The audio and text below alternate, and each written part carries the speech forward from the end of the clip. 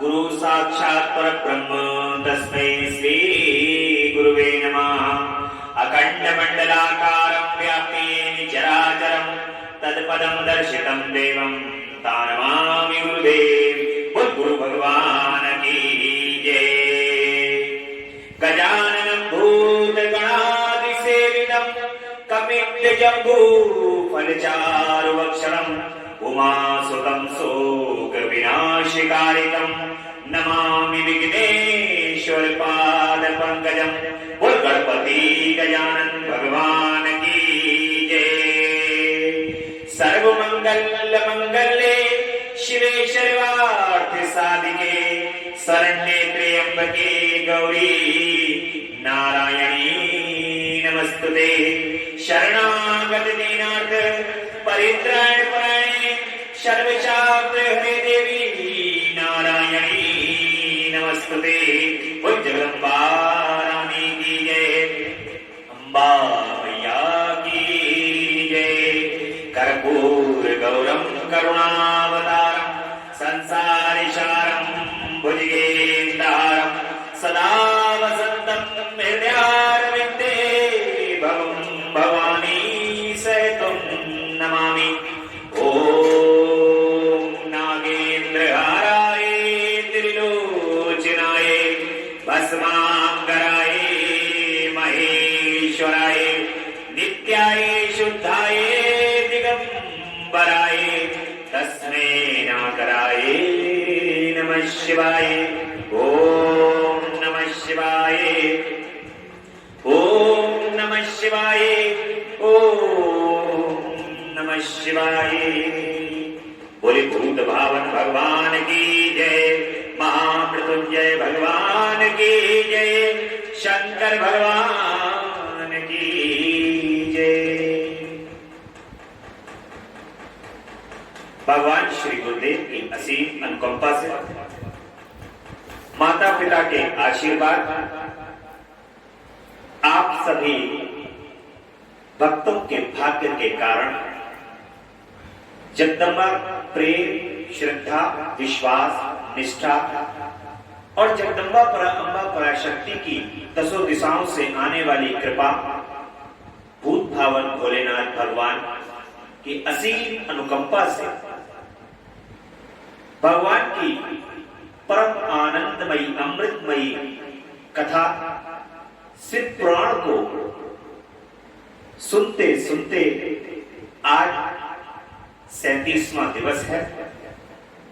भगवान की ये परम कृपा है, उनकी परम इच्छा है।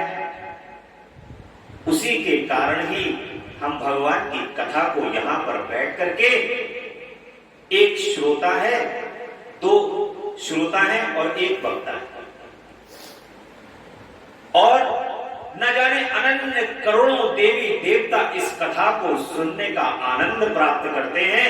जब ये कथा कहीं पर भी होती है तो अदृश्य रूप में करोड़ों देवी देवता भी इस कथा को सुनकर के परम आनंद प्राप्त करते हैं।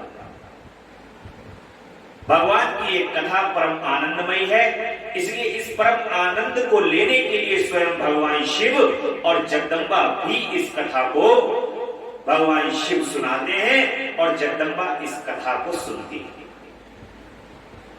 अगर कोई ये सोचे कि मैं ये कथा सुना रहा हूं तो ये मन का भ्रम है, और यदि अगर कोई ये सोचे कि मैं ये कथा सुन रहा हूं तो उसके लिए मन का भ्रम है, क्योंकि इस कथा को सुनाने वाले भी शिव ही हैं और सुनने वाली स्वयं साक्षात जगदम्बा।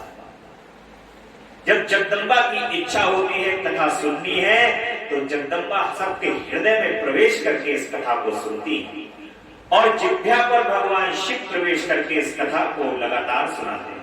क्योंकि जो वक्ता होता है उसको भी नहीं पता होता कि मुझे कथा किस प्रकार से सुनानी है। जब वो कथा सुनाता है, जिस वक्त कथा को वक्ता सुनाता है, भगवान शिव स्वयं जिह्वा पर विराजित होकर इस कथा को स्वयं कहते हैं। इसलिए इस बात तक कदापि नहीं सोचना चाहिए कि इस कथा को ना कोई सुनाने वाला है और ना इस कथा को कोई सुनने वाला है। भगवान की जब परम कृपा होती है तब इस कथा को सुनने का सौभाग्य हम सभी को प्राप्त होता है, क्योंकि स्वयं की उनकी इच्छा ही होती है उनको ये कथा सुननी होती है। आपके लिए चाहे कोई भी माध्यम बनाएंगे, किसी भी प्रकार से वो परिस्थिति का निर्माण करेंगे और उन परिस्थितियों का निर्माण करके आपको भगवान अपनी कथा को सुनने का सौभाग्य अवश्य प्रदान कर देंगे, चाहे वो किसी भी प्रकार से। और इसलिए भगवान अपनी कथा जो भक्त उनके बड़े प्रेम से और स्मरण से सुनते हैं, श्रवण करते हैं, इस कथा के लिए भगवान उन पर परम कृपा करते हैं और सुनवाते हैं और सुनवाते हैं, और जीवन पर्यंत उनकी एक कथा ऐसी हो जाती है कि जो भक्त उनकी कथा को बड़े विश्वास के साथ और श्रद्धा के साथ सुनते हैं तो भगवान की कथा उनके जीवन से कभी समाप्त नहीं होती। देखिए, भगवान की कथा कभी विश्राम नहीं है। कोई अगर कहे कि मैं इतने दिन तक ये कथा कर रहा हूं, उसके बाद ये कथा समाप्त हो जाएगी, ऐसा कदापि नहीं है। भगवान की कथा कभी समाप्त नहीं होती। भगवान की कथा तो जीवन पर्यंत चलने वाली है। परंतु क्या है, कुछ लोग क्या होता है संसार की कथाओं में इंटरेस्ट हैं और कुछ लोग भगवान की कथा। अब आपने यदि कोई भी भगवान की घटना देखी तो बड़ी प्रसन्नता से भगवान की घटना को बताया, वो भी क्या हो गई, वो भी भगवान की एक कथा हो। यदि कोई भक्त भगवान का श्रद्धा से भाव से पूजन करता है, उनका स्मरण करता है और उस पूजन में भगवान नाना प्रकार की आपके साथ लीला कर रहे हैं, घटना कर रहे हैं आपके साथ, तो वो लीला और घटना भी तो उस समय से एक कथा का रूप ले लिया उसने, वो भी तो एक कथा बन गई। तो जीवन के अंदर जीवन पर्यंत भगवान लीला करते रहते हैं और लीला करते करते वो कथा का रूप धारण करते हैं। यही कथा का परम सौभाग्य है, क्योंकि जब आप ये कथा सुनोगे जो भगवान की कथा है, शिव पुराण की कथा है, तो उससे आपके हृदय के अंदर श्रद्धा और भाव की उत्पत्ति होगी। जैसे ही श्रद्धा और भाव की उत्पत्ति होगी, भगवान आपके साथ नाना प्रकार की लीलाओं को करने लगेंगे और वो नाना प्रकार की लीलाएं आपके लिए कथा हो जाएगी। फिर आप क्या करोगे, जहां कहीं भी भगवान के प्रेमी, देखिए एक चीज और भी है, जहां अपनी भगवान के जो प्रेम की चर्चा है वो केवल भगवान के प्रेमियों के सामने ही करेंगे। अन्यथा अन्य जगह यदि आप भगवान के प्रेम की चर्चा करोगे तो आपके प्रेम को कहीं ना कहीं ठेस पहुंचेगी। जो भगवान से प्रेम करने वाले हैं, प्रेमी लोग हैं, उनके सामने ही उस कथा को यदि आप कहोगे तो आपके प्रेम में बढ़ोतरी होगी। इसलिए सर्वथा ये याद रखें, संसार में जो अन्यत्र हम जो बात अपनी कह देते हैं वहां बात ना कह करके जो भगवान के प्रेम को करने वाले हैं, प्रेमी हैं, हम केवल उनके सामने ही उस बात को प्रस्तुत करें तो उन्हें भी उस बात को देख करके परम सुख की प्राप्ति होगी। क्योंकि प्रेमी जानता है कि हाँ भगवान ने ऐसा किया होगा। और अन्यत्र किसी और के सामने यदि आप बात कहोगे तो वो सोचेगा, अनेक प्रकार की बातें अपने दिमाग के अंदर लगाएगा कि ऐसा हुआ होगा तो ऐसा होगा, ऐसा हुआ होगा तो ऐसा होगा। और भगवान के यहाँ तो इफ एंड बट का कोई सवाल ही नहीं है। साक्षात भक्त और भगवान के बीच में कोई दूरी होती ही नहीं है। सामने भगवान है और पीछे भक्त। तो इसलिए भगवान की कथा का परम आनंद लें। बड़ा परम आनंदमयी कथा है। आगे भगवान की कथा और आनंदमयी आने वाली है। आपको 12 ज्योतिर्लिंगों के दर्शन होने वाले हैं। भगवान के जितने अवतार हैं भगवान शिव ने लिए हैं, उन सारे अवतारों के दर्शन होने वाले हैं।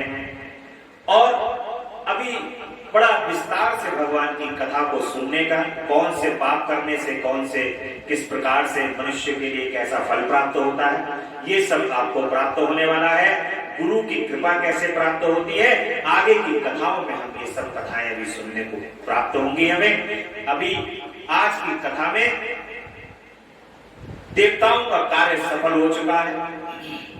कार्तिकेय भगवान जो हैं वो जन्म ले चुके हैं और देवता लोग जो हैं बगैर विलंब किए हुए युद्ध भूमि में कूद पड़े हैं। और लगातार जो है वो तारकासुर से युद्ध कर रहे हैं। अब ब्रह्मा जी की आज्ञा से कुमार का युद्ध के लिए जाना और तारक के साथ भीषण संग्राम और तारक का वध कर देना। तब ब्रह्मा जी कहते हैं कि शंकर सुवन स्वामी कार्तिक, तुम तो देवाली देव हो, पार्वती सुर विष्णु और तारकासुर का यह व्यर्थ युद्ध शोभा नहीं दे रहा है, क्योंकि विष्णु के हाथों इस तारक की मृत्यु नहीं होगी। यह मुझसे वरदान पाकर अत्यंत बलवान हो गया है। यह मैं बिल्कुल सत्य बात कह रहा हूं। देखिए, अब भगवान विष्णु, अगर भगवान विष्णु तारकासुर का वध कर ही देते तो ये देवता लोग बड़ी प्रसन्नता से भगवान शिव के विवाह के लिए उद्धत होकर माता पार्वती जी का कैसे भगवान शिव के साथ मिलन हो जाए, ये सब जो युति जोड़ रहे थे, ये सब क्यों व्यर्थ में जोड़ते?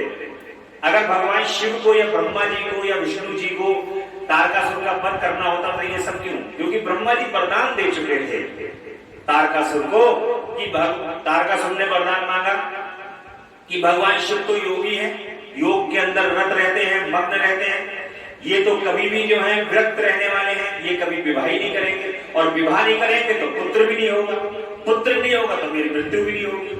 ऐसा वरदान उसने अमरता को समझ करके प्राप्त कर लिया था, और उसका ये वरदान को आज भगवान शिव के पुत्र कार्तिकेय भेदने जा रहे हैं, और ब्रह्मा जी की आज्ञा को पाकर के रणभूमि में आज ये युद्ध लड़ने आएंगे। पार्वती नंदन, तुम्हारे अतिरिक्त इस पापी को मारने वाला दूसरा कोई नहीं, इसलिए महाप्रभु तुम्हें मेरे कथनानुसार ही करना चाहिए। परम तब तुम शीघ्र ही उस दैत्य का वध करने के लिए तैयार हो जाओ, क्योंकि पार्वती पुत्र तारक का संहार करने के निमित्त ही तुम शंकर से उत्पन्न हुए। ब्रह्मा जी कहते हैं कि मुनियों, मेरा कथन सुनकर शंकर नंदन कुमार कार्तिकेय ठठाकर हंस पड़े और प्रसन्नता पूर्वक कहते हैं, तथास्तु, ऐसा ही होगा। तब तारकासुर के वध का निश्चय करके विमान से उतर पड़े और पैदल हो गए। जिस समय महाबली शिवपुत्र कुमार अपनी अत्यंत चमकीली शक्ति को जो लपटों से दमकती हुई एक बड़ी उल्का सी जान पड़ती थी, हाथ में लेकर पैदल ही दौड़ गए। उस समय उनकी अद्भुत शोभा हो रही थी, उनके मन में तनिक भी व्याकुलता नहीं थी, वे परम प्रचंड और अप्रेम बलशाली थे। उन शठमुख की अपनी ओर आते देखकर तारक सुरश्रेष्ठ बोला, क्या शत्रुओं का संहार करने वाला कुमार यही है? मैं अकेला वीर इसके साथ युद्ध करूंगा, और मैं ही समस्त वीरों, प्रथम गणों, लोकपालों तथा श्रीहरि जिनके नायक देवों को भी मान रहा हूं। तदंतर देवताओं को दुर्वचन कहकर वह असुर तारक भीषण युद्ध करने लगा। उस समय बड़ा विकट संग्राम हुआ। तब शत्रु वीरों का संहार करने वाले कुमार ने शिव जी के चरण कमलों का स्मरण करके तारक का वध का विचार किया। फिर तो महातेजस्वी एवं महाबली कुमार रोष वेश में आकर के गर्जना करने लगे और बहुत बड़ी सेना के साथ युद्ध के लिए डटकर खड़े हो गए। उस समय समस्त देवताओं ने जय जयकार का शब्द किया और देवऋषियों ने इष्ट वाणी द्वारा उनकी स्तुति की। तब तारक और कुमार का संग्राम आरंभ हुआ, जो अत्यंत दुस्सह, महान, भयंकर और संपूर्ण प्राणियों को भयभीत करने वाला था। कुमार और तारक दोनों ही शक्ति युद्ध में परम प्रवीण थे, अतः अत्यंत रोष वेश में परस्पर एक दूसरे पर प्रहार करने लगे। परम पराक्रमी वे दोनों नाना प्रकार के पैंतरे बदलते हुए गर्जना कर रहे थे और अनेक प्रकार से दांव पेच में एक दूसरे पर आघात कर रहे थे। उस समय देवता, गंधर्व और किन्नर सभी चुप खड़े होकर के यह दृश्य देखते रहे। उन्हें परम विस्मय हुआ, यहाँ तक कि वायु का चलना भी बंद हो गया, सूर्य की प्रभा फीकी पड़ गई और पर्वत एवं वन कान को सहित सारी पृथ्वी कांप उठी। इसी समय हिमाचल आदि पर्वत स्नेहभूत होकर कुमार की रक्षा के लिए वहां आए।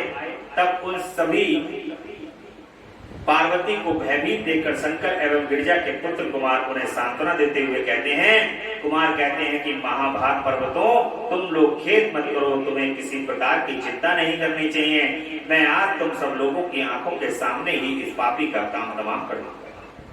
यो उन पर्वतों पर देवगणों को ढांढस बनाकर कुमार ने गिरिजा और शंभु को प्रणाम किया तथा अपनी कांतिमती शक्ति को हाथ में लिया शंभु पुत्र कुमार महाबली तथा महान ऐश्वर्यशाली तो थे ही, तब उन्होंने तारक का वध करने की इच्छा से शक्ति हाथ में ली।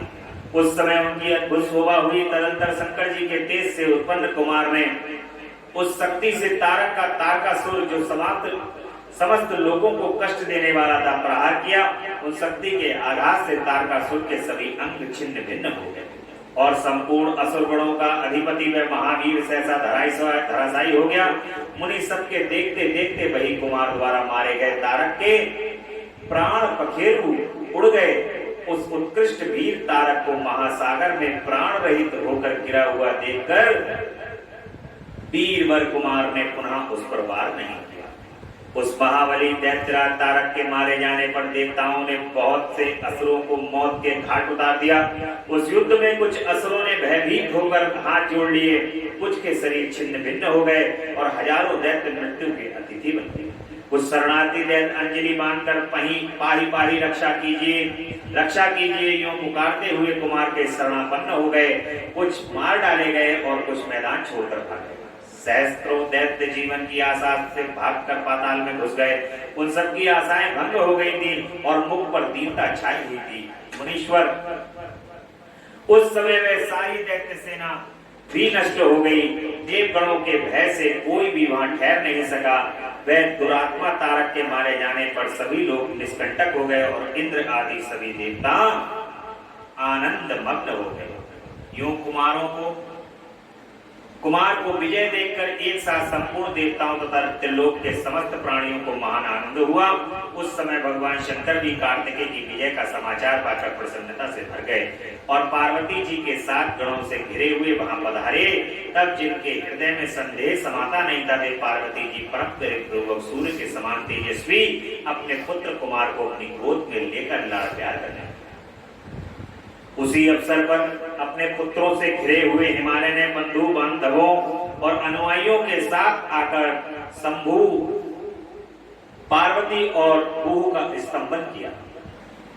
तत्पश्चात संपूर्ण देवगण, मुनि, सिद्ध और चरणों ने शिवनंदन कुमार शंभु और परम प्रसन्न हुई पार्वती की स्तुति की। उस समय उपदेवों ने बहुत बड़ी पुष्प वर्षा की। सभी प्रकार के बाजे बजने लगे। विशेष रूप से जयकार और नमस्कार के शब्द बारंबार उच्च स्वर से गूंजने लगे। उस समय वहां विजयोत्सव मनाया गया, जिसमें कीर्तन की विशेषता थी और वह स्थान गाने बजाने के शब्द तथा आधिकारिक ब्रह्मघोष से व्याप्त था। मुनि समस्त देवगणों ने प्रसन्नता पूर्वक गा बजाकर तथा हाथ जोड़कर भगवान जगन्नाथ की स्तुति की। तत्पश्चात सबसे प्रसन्न चित्त अपने गणों से घिरे हुए भगवान रुद्र जगत जननी भवानी के साथ अपने निवास स्थान कैलाश पर्वत को चले। इधर तारक को मारा गया देख करके सभी देवताओं तथा अन्य समस्त प्राणियों के चेहरे पर हंसी खिलने लगी। वे भक्ति पूर्वक शंकर सुवन कुमार की स्तुति करने लगे। देव, तुम दान श्रेष्ठ तारक का हनन करने वाले हो, तुम्हें नमस्कार है। शंकर नंदन, तुम बाणासुर के प्राणों का अपहरण करने वाले तथा प्रलंबासुर के विनाशक हो। तुम्हारा स्वरूप परम पवित्र है, तुम्हें हमारा अभिवादन है। ब्रह्मा जी कहते हैं कि मुनि, जब विष्णु आदि देवताओं ने इस प्रकार कुमार का स्तंभन किया, तब उन प्रभु ने सभी देवताओं को क्रमशः नया नया वर प्रदान किया। तत्पश्चात पर्वतों की स्तुति करके देखकर वे शंकर तने परम प्रसन्न हुए और उन्हें वर देते हुए कहते हैं। स्कंद ने कहा कि भूधरों, तुम सभी पर्वत तपस्वियों द्वारा पूजनीय तथा कर्मठ और ज्ञानियों के लिए सेवनीय होगे। ये जो मेरे माता में पर्वत श्रेष्ठ हिमवान है, ये महाभाग आज से तपस्वियों के लिए फलदाता होंगे। तब देवता बोले, कुमार, यूं असुर राज तारक को मारकर तथा देवों को वर प्रदान करके तुमने हम सबको तथा चराचर जगत को सुखी कर दिया है। अब तुम्हें परम प्रसन्नता पूर्वक अपने माता पिता पार्वती और शंकर का दर्शन करने के लिए शिव के निवास भूत कैलाश पर चलना चाहिए। ब्रह्मा जी कहते हैं कि मुनि, तदंतर सब देवताओं के साथ विमान पर चढ़कर कुमार स्कंद शिव जी के समीप कैलाश पहुंच गए। उस समय शिवा ने बड़ा आनंद मनाया। देवताओं ने शिव जी की स्तुति की। शिव जी ने उन्हें वरदान तथा अभयदान देकर विदा किया। मुनि, उस अवसर पर देवताओं को परम आनंद प्राप्त हुआ। वे शिव, पार्वती तथा शंकर नंदन कुमार के रमणीय यश का बखान करते हुए अपने अपने लोक को चले। इधर परमेश्वर भी शिवा कुमार तथा गणों के साथ आनंद पूर्वक उस पर्वत पर निवास करने लगे। मुनि, इस प्रकार जो शिव भक्ति से ओतप्रोत सुखदायक एवं दिव्य है, कुमार का वह सारा चरित्र मैंने तुमसे वर्णन कर दिया। अब और क्या सुनना चाहते हो? शिवा का अपने महल से गणेश को उत्पन्न करके द्वारपाल पद पर नियुक्त करना। अब गणेश जी की उत्पत्ति होगी। ओम गजाननं भूत गणादि सेवितम् कपित्त जम्बू फलचार वक्षणम् उमासुतं शोक विनाशकारिकं नमामि विघ्नेश्वर पाद पंकजम्। अब इस संसार से सभी विघ्न और बाधाओं का हरण होगा, क्योंकि अब गजानन आने वाले हैं और गजानन के आते ही सबके दुख दूर हो जाते हैं, सभी विघ्नों का हरण होगा। जहां गजानन स्थापित हो गए और गजानन आकर के जहां बैठ गए, वहां बड़े से बड़े कष्ट, दुख, विघ्न, बाधाएं पानी बन गई, क्योंकि गजानन के सामने ये कुछ टिकने वाला नहीं है। क्योंकि जगदम्बा अम्बा पराशक्ति के मैल से उत्पन्न हुए भगवान गणेश इस संसार के अंदर परब्रह्म का स्वरूप। भगवान गणेश के उदर के अंदर संपूर्ण ब्रह्मांड विराजित है, इसीलिए वे परब्रह्म है और उनके उदर का जो था है वो था नहीं। इसीलिए जो भक्त भगवान गणेश का पूजन करते हैं वे उनका पूजन करके परम आनंद को प्राप्त करते हैं। सूत जी कहते हैं कि तारकारी कुमार के उत्तम एवं अद्भुत वृतांत को सुनकर नारद जी को बड़ी प्रसन्नता हुई। उन्होंने प्रेम पूर्वक ब्रह्मा जी से कहा। नारद जी कहते हैं कि देव देव आप तो शिव संबंधी ज्ञान के अथाह सागर हैं। हे प्रभु, हे ब्रह्मा जी, आप तो भगवान शिव के जो ज्ञान है उसके अथाह सागर हैं। प्रजानाथ, मैंने स्वामी कार्तिकेय के सत्प्रतांत को जो अमृत से भी उत्तम है सुन लिया। अब गणेश का उत्तम चरित्र सुनना चाहता हूं। आप उनका जन्म वृतांत एवं दिव्य चरित्र जो संपूर्ण मंगल के लिए भी, संपूर्ण मंगलों के लिए भी मंगल स्वरूप है, उसका वर्णन करें। भगवान गणेश का एक नाम है मंगल मूर्ति। मंगल मूर्ति उनको इसलिए कहा जाता है क्योंकि उनके दर्शन कर लो तभी मंगल होता है। भगवान गणेश इतने सुंदर हैं, इतने सुंदर हैं और इतने सरल हैं कि कहीं पर भी किसी भी स्थान पर, चाहे वो विवाह हो, विवाह के अंदर आपने देखा होगा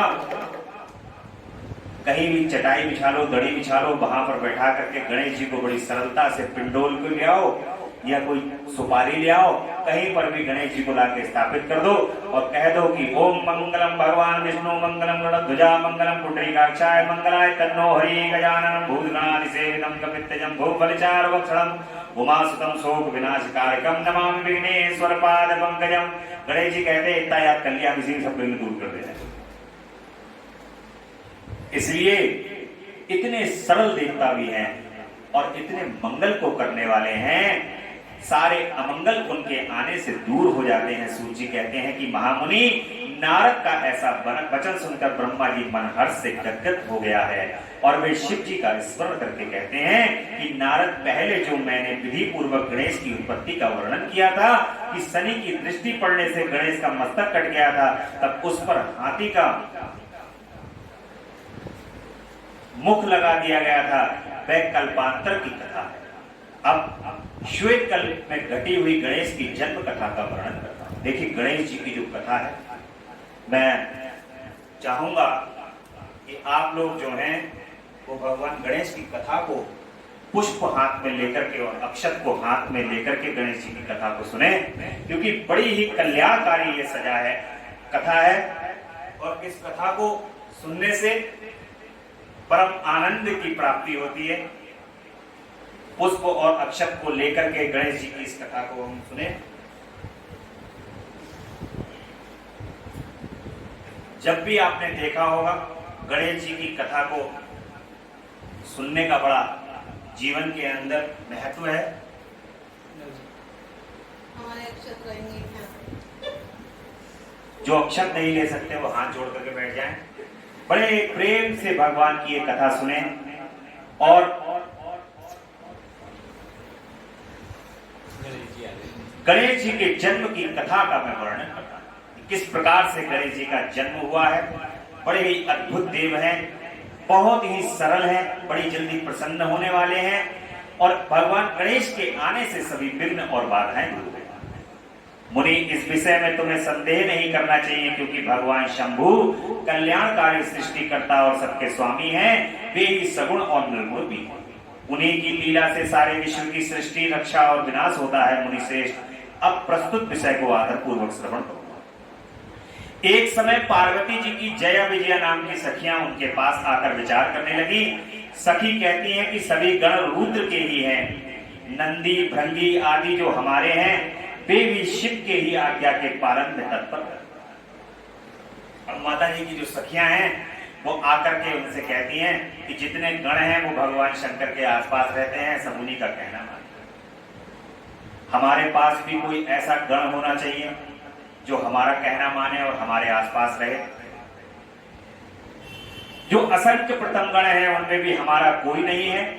वे सभी शिवाज्ञा परायण होकर द्वार पर खड़े रहते हैं। यद्यपि वे सभी हमारे भी हैं तथापि उनसे हमारा मन नहीं मिलता। अतः पाप रहित आपको भी हमारे लिए एक गण की रचना करनी चाहिए।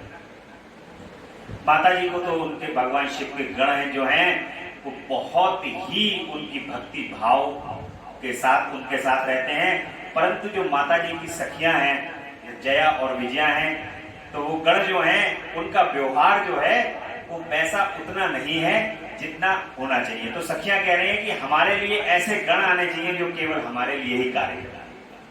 माता जी तो सबकी चिंताओं को हरने वाली हैं, कहती हैं कि चलो ठीक है। ब्रह्मा जी कहते हैं कि मुनि, जब सखियों ने माता पार्वती से ऐसा सुंदर वचन कहा तब उन्होंने उसे हितकारक माना और वैसा करने का विचार भी किया। माता जी ने कहा कि चलो ठीक है, ऐसा ही मैं करती हूँ। तदंतर किसी समय जब पार्वती माता स्नान कर रही थी तब सदा से नंदी को डरा धमकाकर घर के भीतर चले गए। शंकर जी को आधे देखकर स्नान करती हुई जगत जननी पार्वती उठकर खड़ी हो गई। अब नंदी महाराज की ड्यूटी लगी है गेट पर। भगवान शंकर ने वो कह रहे हैं कि माता अंदर स्नान कर रही है, लेकिन नंदी महाराज तो भगवान शिव के गण हैं। थोड़ा बहुत रोका लेकिन भगवान शिव अंदर आ गए। उस समय उनको बड़ी लज्जा आई, वे आश्चर्यचकित हो गई। उस अवसर पर उन्होंने सखियों के वचन को हितकारक तथा सुखप्रद माना। अब माता जी ने कहा कि हाँ, वाकई में एक ऐसा गण होना चाहिए जो किसी को भी अंदर ना आने दे और ऐसा गण जो है वो हमारा होना चाहिए।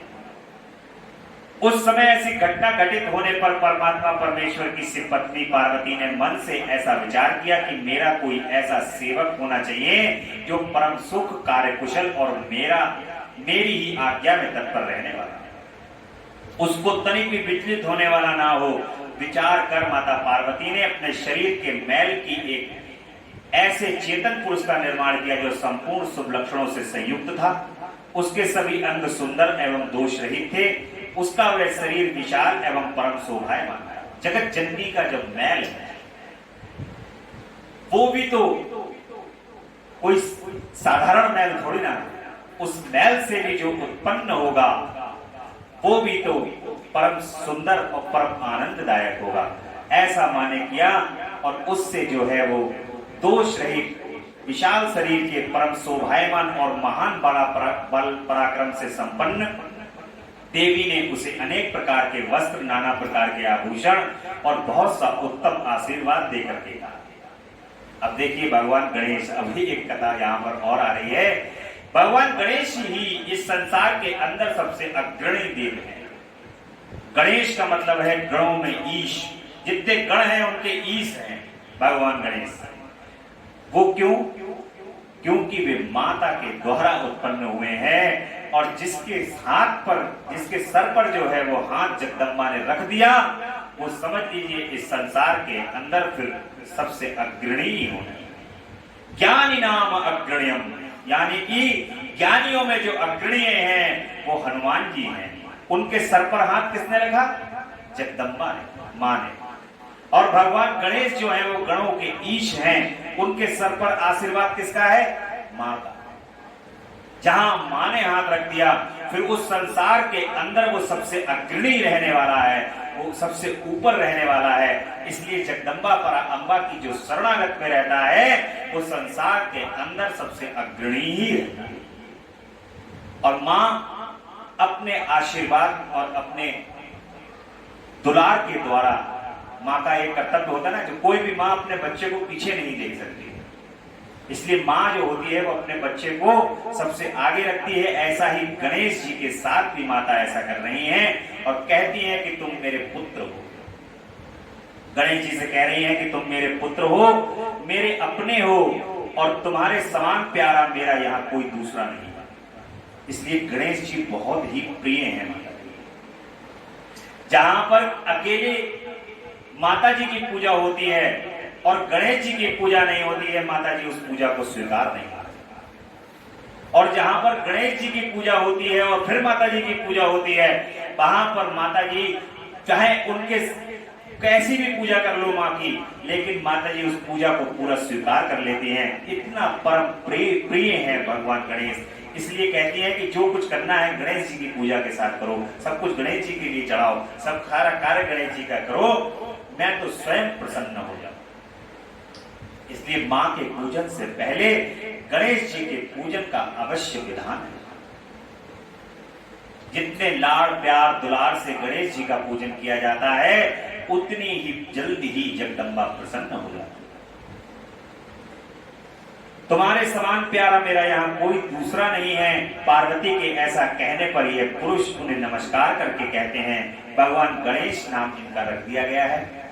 और गणेश जी कहते हैं कि माँ, आज आपको कौन सा कार्य आ पड़ा है, मैं आपके कथनानुसार उसे पूर्ण करूं। गणेश के यूं पूछने पर पार्वती ने अपने पुत्र को उत्तर देते हुए माता कहती हैं, शिवा माँ कहती हैं कि तात तुम मेरे पुत्र हो, अतः तुम मेरी बात सुनो, आज से तुम मेरे द्वारपाल हो जाओ।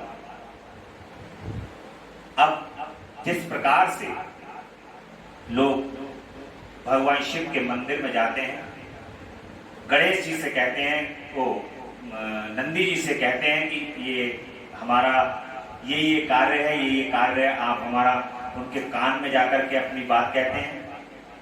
उसी प्रकार से गणेश जी भी हैं, जो भक्त माता से यदि कुछ चाहते हैं, वो गणेश जी के पास आकर के यदि अपनी प्रार्थना को रखते हैं, तो गणेश जी माता के द्वारपाल हैं, तुरंत माता जी के पास वो संदेश पहुंचा देते हैं। और गणेश जी कोई भी कार्य कराने में सक्षम है।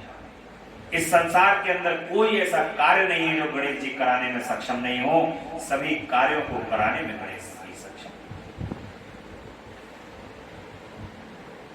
सपुत्र मेरी आज्ञा के बिना कोई भी हठपूर्वक मेरे महल के भीतर प्रवेश ना कर पाए, चाहे वह किसी कहीं से भी आया हो, कोई भी हो। बेटा, ये मैंने तुमसे बिल्कुल सत्य बात कही है। अब गणेश जी की ड्यूटी जो है वो द्वारपाल के उसमें माता जी अपने यहाँ लगा देती है भवन में, और कहती हैं चाहे कोई भी आ जाए, तुम अंदर मत आए। ब्रह्मा जी कहते हैं कि मुनि यूं कहकर पार्वती माता ने गणेश के हाथ में एक सुदृढ़ छड़ी दे दी है।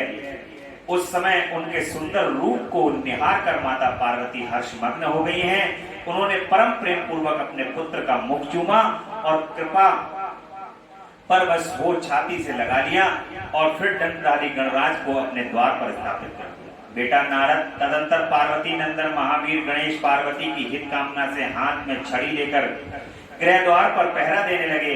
उधर शिवा अपने पुत्र गणेश को अपने दरवाजे पर नियुक्त करके स्वयं सखियों के साथ स्नान करने लगे। मुनि श्रेष्ठ, इसी समय भगवान शिव, जो परम कौतुकी तथा नाना प्रकार की लीला को रचने में निपुण है, द्वार पर आ पहुंचे। गणेश उन पार्वती पति को पहचानते तो थे ही नहीं, अतः बोल उठे, देव माता, आपकी आज्ञा के बिना तुम अभी भीतर ना जाओ। माता स्नान करके बैठ गई हैं, तुम कहाँ जाना चाहते हो, उस समय यहाँ से हट जाओ। यूं कहकर गणेश ने उनको रोकने के लिए छड़ी हाथ में ली। उन्हें ऐसा करते देख शिवजी बोले, मूर्ख, तू किसे रोक रहा है दुर्बुद्धि, क्या तू मुझे नहीं जानता? मैं शिव के अतिरिक्त और कोई नहीं। फिर महेश्वर के गण उन्हें समझाकर हटाने के लिए वहां आए और गणेश से कहते हैं कि सुनो, हम मुख्य शिव गण ही द्वारपाल हैं और सर्वव्यापी भगवान शंकर की आज्ञा से तुम्हें हटाने के लिए यहाँ आए।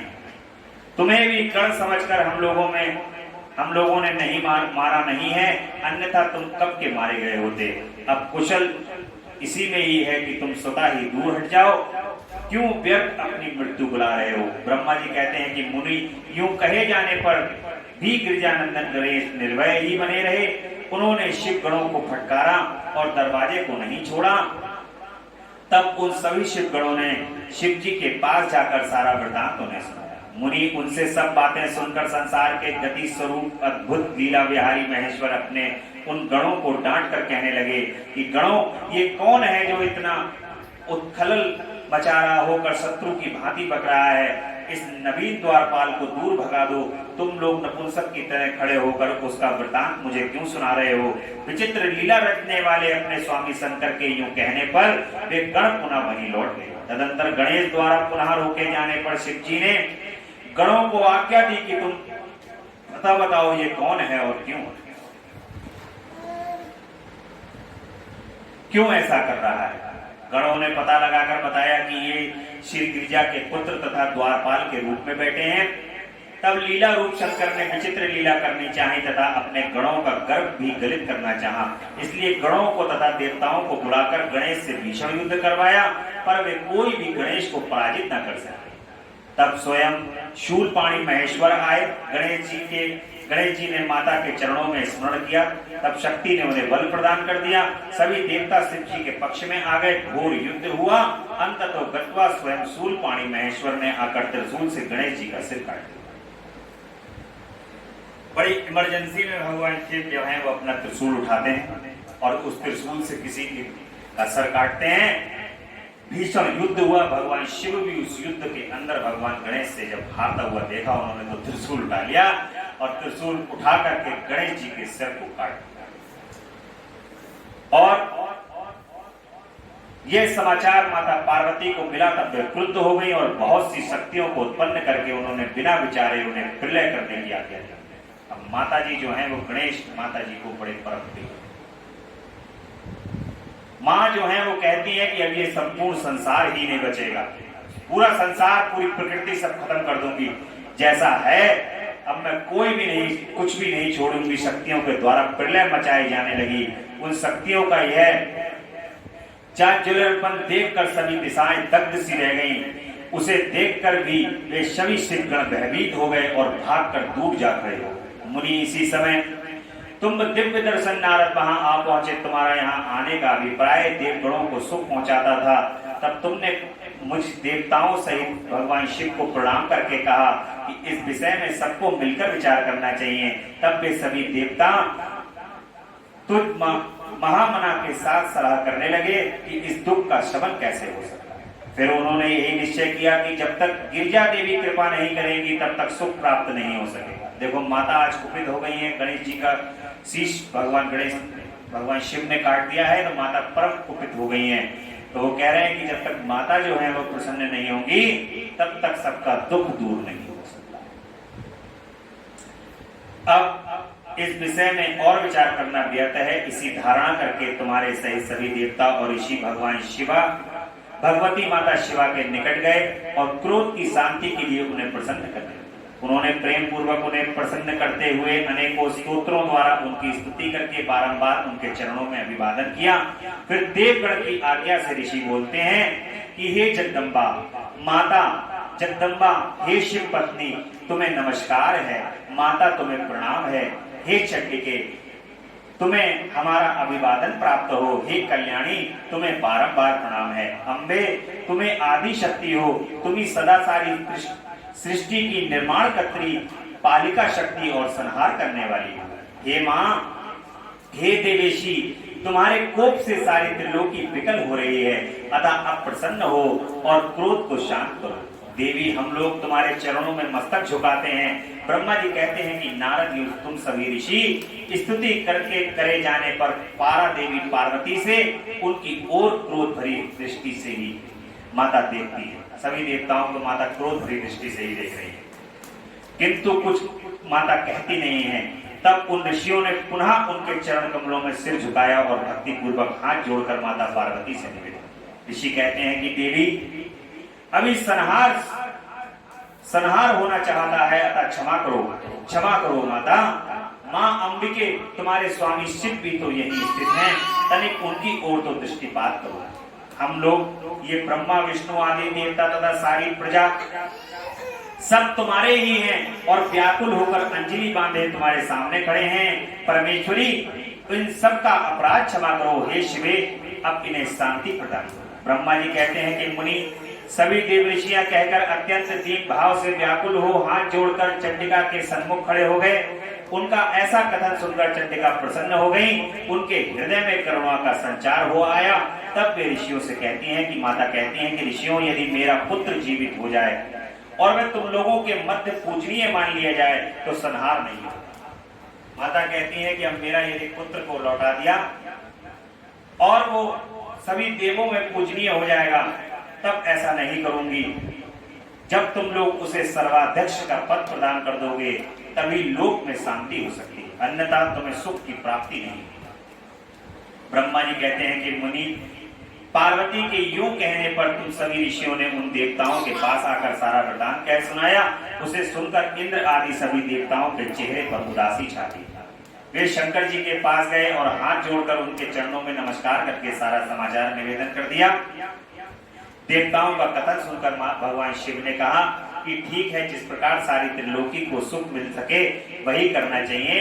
अतः अब उत्तर दिशा की ओर जाना चाहिए और जो जीव पहले मिले उसका सिर काटकर उस बालक के शरीर पर जोड़ दे। भगवान शिव अपने गणों को आज्ञा देते हैं और कहते हैं कि जाओ उत्तर दिशा की ओर, जो जीव सबसे पहले मिले उसका सिर काट करके। मुनि तदंतर शिव जी की आज्ञा का पालन करने वाले उन देवताओं में वह सारा कार्य संपन्न किया। उन्होंने उस शिशु के शरीर को धो पोंछ कर विधिवत उसकी पूजा की। फिर वे उत्तर दिशा की ओर गए। वहां उन्हें पहले एक दांत वाला एक हाथी मिला। उन्होंने उसका सिर लाकर उनके शरीर पर जोड़ दिया। हाथी के उस सिर को संयुक्त कर देने के पश्चात सभी देवताओं ने भगवान शिव आदि को प्रणाम करके कहा कि हम लोगों ने अपना काम पूरा कर दिया है, अब जो करना शेष है उसे आप लोग। ब्रह्मा जी कहते हैं तब शिवाज्ञा पालन संबंधी देवताओं की बात सुनकर सभी देवों और पार्षदों को महान आनंद हुआ। तत्पश्चात ब्रह्मा, भगवान विष्णु आदि सभी देवता अपने स्वामी निर्गुण स्वरूप भगवान शंकर को प्रणाम करके कहते हैं कि प्रभु, आप महात्मा के जिस तेज से हम सभी उत्पन्न हुए हैं, आपका वही तेज वेद मंत्र के अभियोग से इस बालक में प्रवेश कर गया। इस प्रकार सभी देवताओं ने मिलकर वेद मंत्र के द्वारा जल को अभिमंत्रित किया। फिर शिव जी का स्मरण करके उस उत्तम जल को बालक के शरीर पर छिड़क दिया। उस बालक का स्पर्श होते ही वह बालक स्वेच्छा से शीघ्र चेतन युक्त होकर जीवित हो गया और सोए हुए की तरह उठा।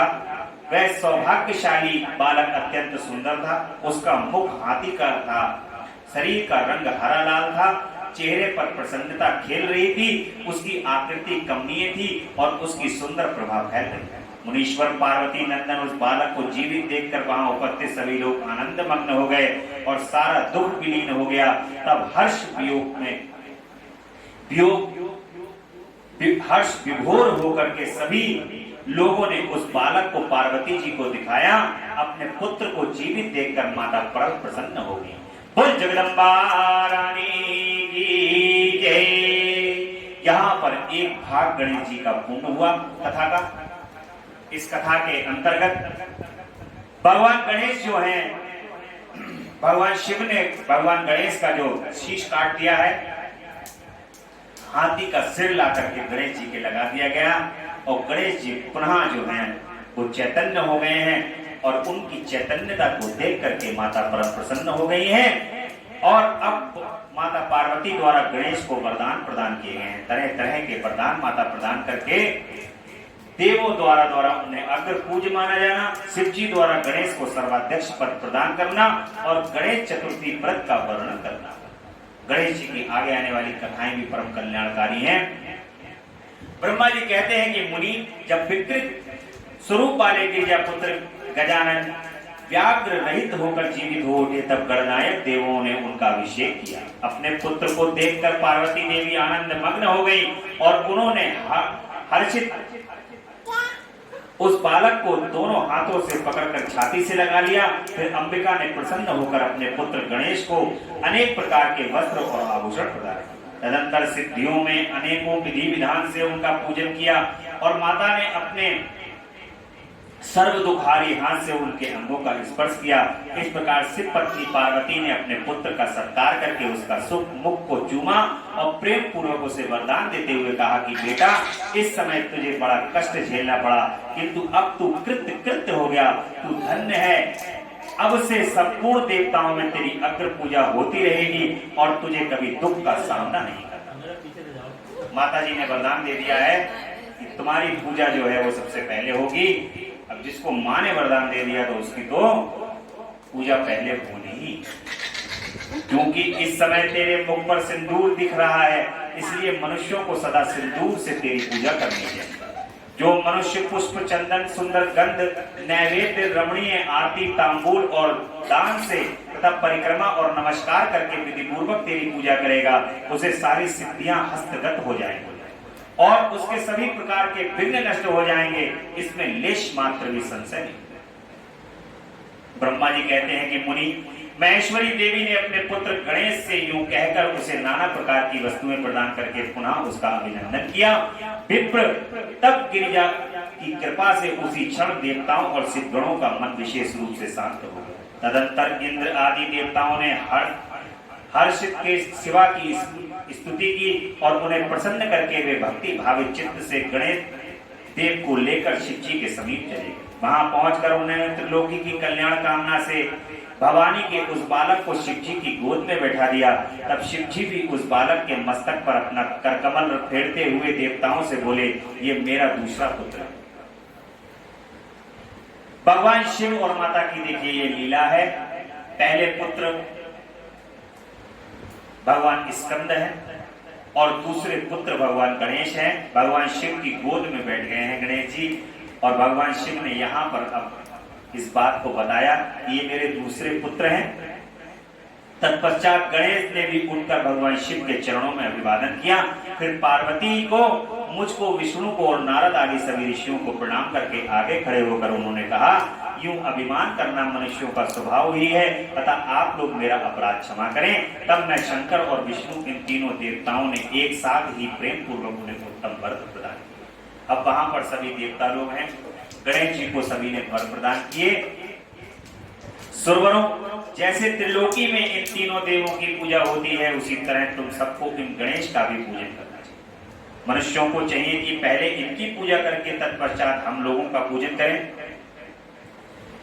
सभी देवता वहां पर साक्षी हैं और उस साक्ष्य में कह रहे हैं कि सबसे पहले गणेश जी की पूजा करो, उसके बाद फिर हमारी पूजा करो। ऐसा करने से हम लोगों की पूजा संपन्न हो जाएगी। देवगणों, यदि कहीं इनकी पूजा पहले ना करके अन्य देवताओं का पूजन किया गया तो उस पूजन का फल नष्ट हो जाएगा, उसमें अन्यथा विचार करने की कोई आवश्यकता नहीं। सभी देवता लोग कह रहे हैं यदि गणेश जी की पूजा नहीं करी और हमारा पूजा कर दी तो उस पूजा का फल ही नष्ट हो जाएगा। इसलिए कोई भी पूजन हो, सबसे पहले भगवान गणेश का वहां पर पूजन होता है, उनका वंदन होता है। ब्रह्मा जी कहते हैं कि मुनि, तदंतर ब्रह्मा, विष्णु और शंकर आदि सभी देवताओं ने मिलकर पार्वती जी को प्रसन्न करने के लिए वही गणेश को सर्वाध्यक्ष घोषित कर दिया। अब माता कैसे भी प्रसन्न हो जाए, उनके मन में जरा सी भी जो है वो रुष्ट रहे, इसलिए जो है वो सबने मिलकर के पहले तो सबने कहा कि भैया गणेश जी के अलावा किसी की पूजा नहीं होगी। पहले गणेश जी की पूजा होगी, उसके बाद फिर हमारी होगी, और जो गणेश जी की पूजा नहीं करेगा उसको पूजा लगेगी भी नहीं, कोई पूजा नहीं लगेगी, पहले गणेश जी की पूजा करें। और ऐसा ही उन्होंने कहा कि माता और प्रसन्न हो जाएं, जरा सा भी कुपित ना रहे, तो कह दिया कि तुम सर्वाध्यक्ष हो गए। सारे जितने भी देवता हैं सबके गणेश जी जो है वो अध्यक्ष है। और उसी समय शिव जी पर परम प्रसन्न चित्त से पुनः गणेश को लोक में सर्वदा सुख देने वाले अनेकों वर प्रदान किए। भगवान शिव भी उनको वरदान दे रहे हैं। भगवान शिव कह रहे हैं कि गिरिजानंदन, निसंदेह मैं तुम पर परम प्रसन्न हूं। मेरे प्रसन्न हो जाने पर अब तुम सारे जगत को ही प्रसन्न हुआ समझ। अब कोई भी तुम्हारा विरोध नहीं कर सकता। तू शक्ति का पुत्र है, अतः अत्यंत तेजस्वी। क्यों? गिरिजा नंदिनी के पुत्र हैं, इसलिए शक्ति के पुत्र हैं, और शक्ति के पुत्र होंगे तो अत्यंत तेज होंगे। बालक होने पर भी तू महान पराक्रम को प्रकट किया है, इसलिए तू सदा सुखी रहेगा। विघ्न नाश के कार्य में तेरा नाम सर्वश्रेष्ठ होगा। तू सबका पूज्य है, अतः अब मेरे संपूर्ण गणों का अध्यक्ष हो। भगवान शिव कह रहे हैं कि मेरे जितने भी गण हैं उन सबका भगवान गणेश से कह रहे हैं कि तुम अध्यक्ष हो जाओ। इतना कहने के पश्चात भगवान शिव अत्यंत प्रसन्नता के कारण गणेश को पुनः वरदान देते हुए कहते हैं, गणेश्वर, भाद्रपद मास के कृष्ण पक्ष की चतुर्थी तिथि को चंद्रमा का सुबोधय होने पर उत्पन्न हुए हो।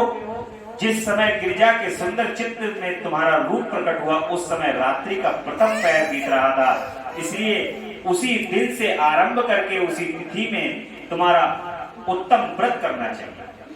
भगवान गणेश का अभी जो अगले महीने भाद्रपद कृष्ण पक्ष की जो चतुर्थी आएगी, उस चतुर्थी पर भगवान गणेश का पूजन, और जो उस पर व्रत करता है, व्रत का पालन करता है, जिन्हें संसार में अनेकों प्रकार के अनुपम सुखों की कामना हो, उन्हें चतुर्थी के दिन भक्ति पूर्वक विधि सहित पूजा करनी चाहिए।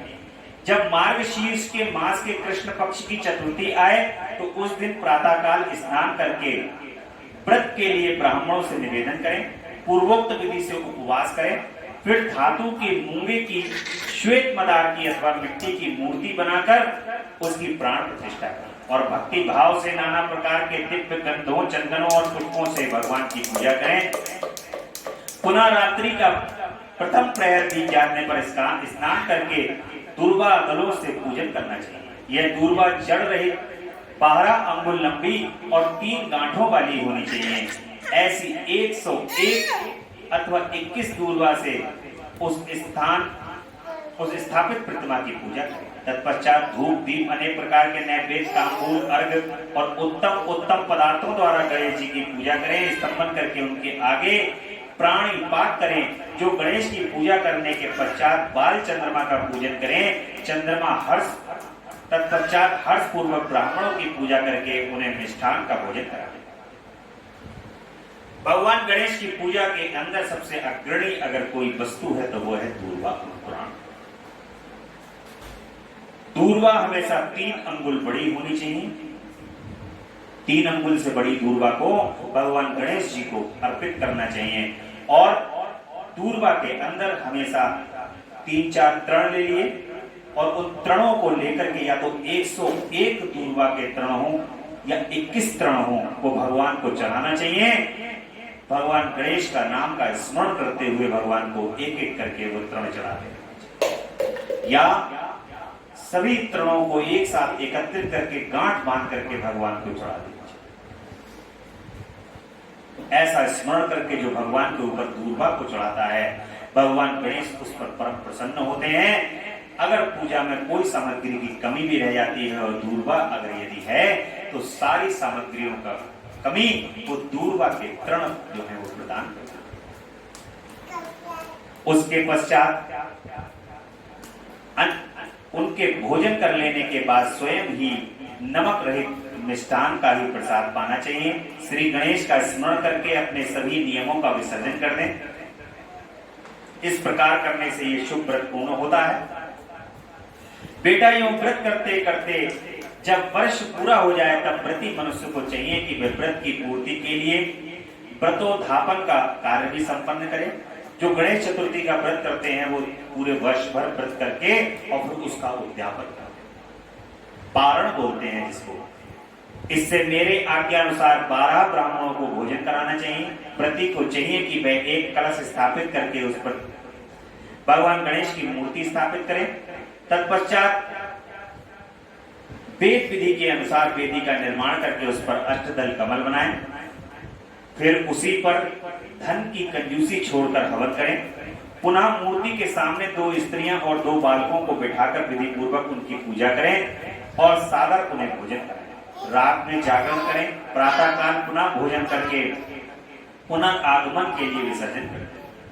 बालक से आशीर्वाद ग्रहण करें, स्वस्ति वाचन कराएं और व्रत की पूर्ति के लिए पुष्पांजलि निवेदित करें। फिर नमस्कार करके नाना प्रकार के कार्यों की कल्पना करें। इस प्रकार जो इस व्रत को पूर्ण करता है उसे अभिष्ट फल की प्राप्ति होती है। गणेश जो श्रद्धा सहित अपनी शक्ति के अनुसार नित्य तेरी पूजा करेगा उसके सभी मनोरथ सफल हो जाए।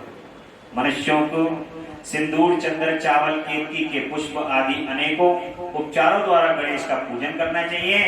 यूं जो लोग नाना प्रकार के उपचारों से भक्ति पूर्वक तेरी पूजा करेंगे उसके विघ्नों का सदा के लिए नाश हो जाएगा और उसकी कार्य सिद्धि होती रहेगी।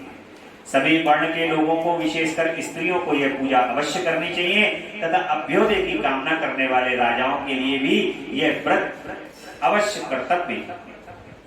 व्रती मनुष्य जिस जिस वस्तु की कामना करता है उसे निश्चय वह वस्तु प्राप्त हो जाती है। अतः जिसे किसी वस्तु की अभिलाषा हो उसे अवश्य आपकी सेवा करनी चाहिए। ब्रह्मा जी कहते हैं कि मुनि, जब शिव जी ने महात्मा गणेश को इस प्रकार वर प्रदान किया तब संपूर्ण देवताओं, श्रेष्ठ ऋषियों और शिव के प्यारे समस्त गणों ने तथास्तु कहकर उनका समर्थन किया और अत्यंत विधि पूर्वक गणाधीश का पूजन। तत्पश्चात शिव गणों ने आदर पूर्वक नाना प्रकार की पूजन सामग्री से गणेश्वर की विशेष रूप से अर्चना की और उनके चरणों में प्रणाम किया। मुनीश्वर उस समय गिरिजा देवी को जो आनंद प्राप्त हुआ उसका वर्णन मेरे चारों मुखों से भी नहीं हो सकता। ब्रह्मा जी कह रहे हैं कि जब गणेश जी का इस प्रकार से वर्णन किया जा रहा है कि ऐसे ऐसे पूजन करो, भगवान शिव कह रहे हैं, तो ब्रह्मा जी कह रहे हैं कि मेरे चारों मुख जो हैं वो भी वर्णन करते करते इतना आनंद माता को प्राप्त हो रहा है, इतनी प्रसन्न हो गई है कि मेरे चारों मुख भी उसका वर्णन नहीं। माता इतनी प्रसन्न हो रही है। देखो, जब माँ को इतनी प्रसन्नता हो रही है उनके पुत्र के लिए, जब ऐसा अग्रणी स्थान प्रदान किया जा रहा है, तो आप ये बताओ जब गिरिजा कुमार की जब पुत्र की जब उनके पूजन होगा तो माता को कितनी बड़ी प्रसन्नता होगी। इसलिए जब गणेश जी का पूजन होता है तो माँ बहुत प्रसन्न होगी। गणेश जी के नाम का स्मरण करके जब माता के नाम का स्मरण करोगे और गणेश जी के नाम का स्मरण करके जब माता जी का पूजन करोगे तो माता जी बड़ी सहजता से कहती हैं, तुमने तो गणेश का पूजन पूर्ण कर लिया है, अब तो कुछ बचा ही नहीं है। मैं तो इतनी प्रसन्न हूँ, इतनी प्रसन्न हूँ। जब कोई प्रसन्न होता है, जब उससे तुम कुछ मांग लेते हो तो वो सब कुछ प्रदान कर देता है। ऐसे ही माँ है, भगवान गणेश का जब पूजन करोगे तो माता बड़ी सहजता से सारी आपकी कामनाओं को पूर्ण। उस अवसर पर देवताओं ने दुंदुभियां बजने लगी, अप्सराएं नृत्य करने लगी, गंधर्व श्रेष्ठ गान करने लगे और पुष्पों की वर्षा होने लगी। इस प्रकार भगवान गणेश गणाधीश पद पर प्रतिष्ठित होने पर महान उत्सव मनाया। सारे जगत में शांति स्थापित हो गई और सारा दुख जाता रहा। नारद, शिव और पार्वती को विशेष आनंद प्राप्त होने लगा और सर्वत्र अनेक प्रकार के सुखदायक मंगल होने लगे। तदंतर संपूर्ण देवगण और ऋषिगण जो वहां पधारे हुए थे वे सभी शिव की आज्ञा से अपने अपने स्थान को चले गए। उस समय वे शिव जी की स्तुति करके गणेश और पार्वती की बारंबार प्रशंसा करते और कैसा अद्भुत युद्ध हुआ जो परस्पर वार्तालाप करते हुए चले जा रहे। इधर जब गिरिजा देवी का क्रोध शांत हो गया तब शिव जी भी स्व आत्माराम होते हुए भी सदा भक्तों का कार्य सिद्ध करने के लिए उद्यत रहते हैं। गिरिजा के सन्निकट गए और लोगों के हित कामना से पूर्ववत नाना प्रकार के सुखदायक कार्य करने लगे। तब मैं ब्रह्मा और विष्णु दोनों भक्ति पूर्वक शिव और शिवा की सेवा करके शिव जी की आज्ञा ले अपने धाम को लौटाए। जो मनुष्य जितेंद्रिय होकर इस परम मांगलिक आख्यान को श्रवण करता है वह संपूर्ण मंगलों का भागी होकर मंगल भवन हो जाता है। इसके श्रवण से पुत्रहीन को पुत्र की प्राप्ति, निर्धन को धन की, भार्यार्थी को भार्या की और प्रजार्थी को प्रजा की, रोगी को आरोग्य की और अभागे को सौभाग्य की प्राप्ति। जो ये कथा आपने सुनी है भगवान गणेश की, जो परम प्रसन्नता से परम आनंद के साथ जिस स्त्री का पुत्र और धन नष्ट हो गया हो और पति परदेश चला गया हो उसे उसका पति मिल जाता है। जो शोक सागर में डूब रहा है वह इसके श्रवण से निसंदेह शोक रहित हो जाता है। यह गणेश चरित्र संबंधी ग्रंथ जिसके घर में सदा वर्तमान रहता है वह मंगल संपन्न होगा। इसमें तनिक भी कोई संशय या गुंजाइश बिल्कुल भी नहीं। देखिए कितनी बड़ी बात है। जो हमारे पुराणों में, वेदों में जो हमारी बात का वर्णन किया गया है, उल्लेख किया गया है, वो 100% सनातन के अंदर लिखा है। देखिए जरा सी भी मंगल संपन्न जो व्यक्ति हो जाएगा, इसमें जरा सी भी गुंजाइश नहीं, इसमें तनिक भी संशय की गुंजाइश नहीं है। जो यात्रा के अवसर पर अथवा किसी भी पूर्ण पर्व पर इससे मन लगाकर सुनता है, यह श्री गणेश की कृपा से संपूर्ण अभिष्ट फल को प्रदान करता है। बोले गणपति गजानन भगवान की जय। श्रुमुख जगदंत कपिलो गजकणिका लंबोदर विकटो विघ्ननाशो विनायका धूम्रके दुर्गणाध्यक्षो भालचंद्रो गजानना द्वादशानि नामानि या पठेणादपि विद्यारंभे विवाहे च प्रवेशे निर्गमे तथा संग्रामे संकटे चैव विघ्नतस्य न जायते। शुक्लांबरधरं देवं शशिवदनं चतुर्भुजं प्रसन्नवदनं ध्यायते सर्वविघ्नोपशान्तये। बोल गणपति गजानन भगवान की जय, गिरिजानंद भगवान की जय, जगदम्बा रानी की जय। इस प्रकार से आपने भगवान गणेश का ये जो प्रसंग सुना, उनकी कथा को सुना। मैं भगवान श्री गणेश और जगदम्बा अम्बा पराशक्ति के श्री चरण कमल में प्रार्थना करता हूँ कि आप सबका परम मंगल हो। भगवान गणेश आप पर परम कृपा करें, परम आनंद प्रदान करें, जीवन से सभी प्रकार के विघ्न और बाधाओं को दूर करें, परिवार में सभी के रोगों का नाश करें, सबको दीर्घायु प्रदान करें और सबको धन संपन्न पुत्र संपन्न बनाएं, सभी आनंद पूर्वक रहे। बोल गणपति गजानन भगवान की जय। स्वामी कार्तिक और भगवान गणेश की यहाँ पर बाल लीला का वर्णन होगा। दोनों का परस्पर विवाद, विषय में विवाद, शिव जी द्वारा पृथ्वी की परिक्रमा का आदेश, कार्तिकेय का प्रस्थान और गणेश का माता पिता की परिक्रमा करके उन्हें पृथ्वी की। देखिए भगवान गणेश की एक कथा जो हम यहाँ पर सुनेंगे, बड़ी अच्छी और प्रसन्न चित्त होने वाली ये कथा है, आनंद को प्रदान करने वाली है। इस कथा को हम कल सुनेंगे और ये कथा परम आनंद प्रदान करेगी। और यहाँ पर भगवान बुद्धि की भी देता है। भगवान गणेश जो हैं वो बुद्धि को प्रदान करने वाले। जिन बालकों की पढ़ाई में रुचि नहीं रहती, बुद्धि स्थिर नहीं रहती, वे भगवान गणेश का यदि पूजन करेंगे तो उनकी बुद्धि स्थिर हो जाएगी और भगवान गणेश बुद्धि भी प्रदान करना, बुद्धि को प्रदान करने वाले। बोले गणपति गजानन भगवान की जय, शंकर भगवान की जय, महामृत्युंजय भगवान की जय। हर हर महादेव, हर हर महादेव, शिव शंभु कैलाशपति।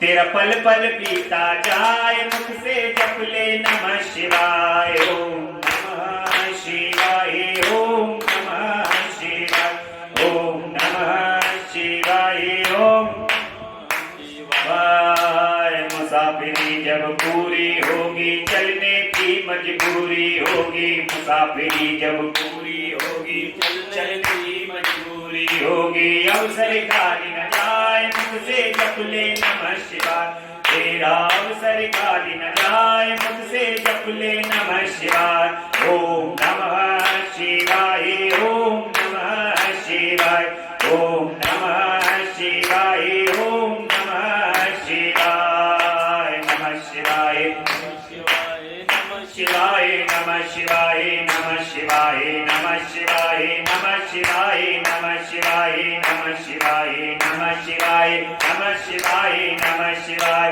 अवसर खाली न जाए, मुख से जप ले नमः शिवाय, तेरा अवसर खाली न जाए, मुख से जप ले नमः शिवाय, ओम नमः शिवाय, ओम नमः शिवाय, ओम शिवाय, ओम नमः शिवाय।